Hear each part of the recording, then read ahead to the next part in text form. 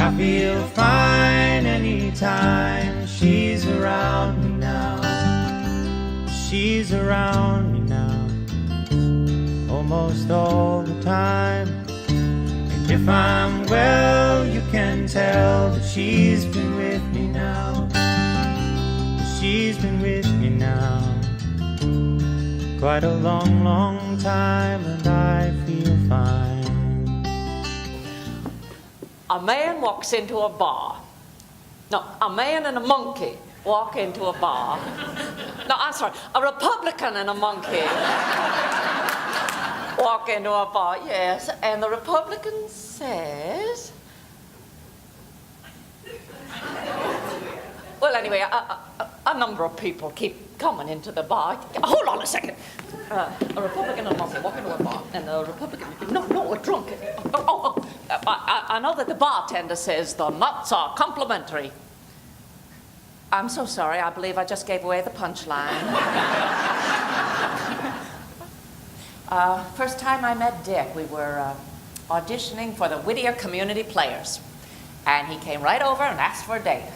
I said no, I was too busy. But he circled right back round later that night and said, how about that date? I just laughed, and he said, don't laugh. I'm gonna marry you one day. He actually pointed his finger, an unusual courting gesture. Rosalind Carter's coming to tea. I can't wait. No, she seems like a nice person, but I want to give her a tour of the White House like I want to jump off the Washington Monument.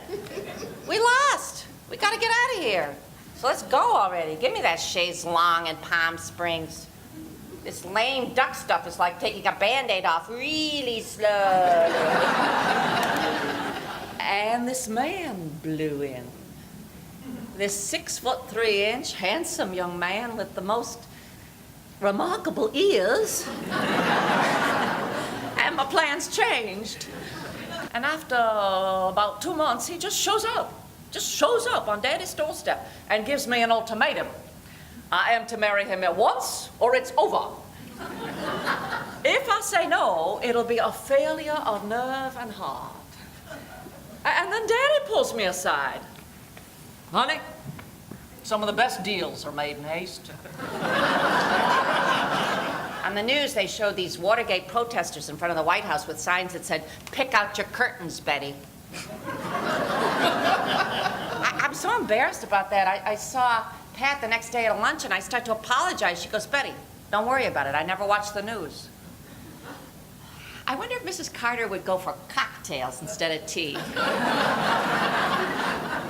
He told me I had the finest ideals of anyone he had ever known, and that we were destined to achieve great things together. Well, it took about 2 years, but eventually I came to feel,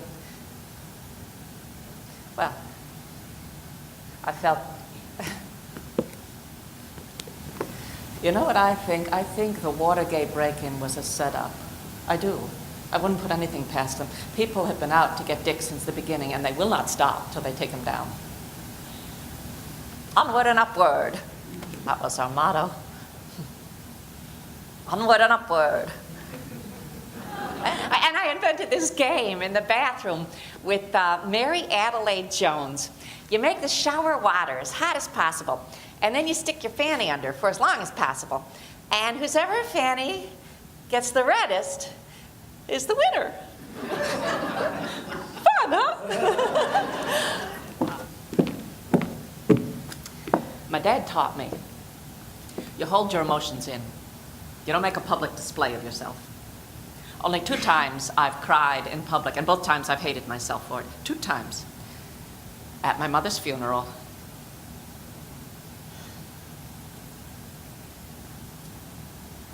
and when Dick conceded to Kennedy. Lyndon has always been my identity. I know that's a controversial notion nowadays, but as I said to my girls, my Linda Bird and Lucy, this need for women to have their own identity belongs to their generation, not mine. I chose this life. I chose to love that scratchy man. So I did. I spoke out about my experience and told women everywhere to go get tested. And apparently thousands upon thousands of them did. Little Miss Never Quite Good Enough had an effect on the world.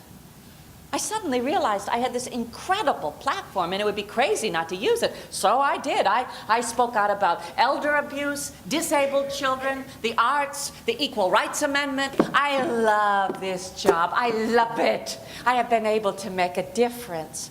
Okay, Mrs. Carter, you're on.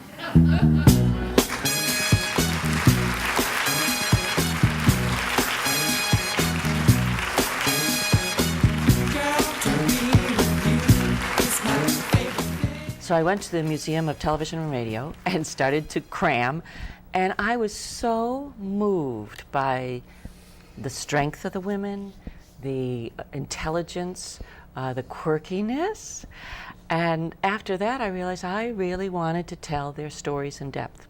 I wanted a funny play, but I wanted a play that would really make you walk in their shoes.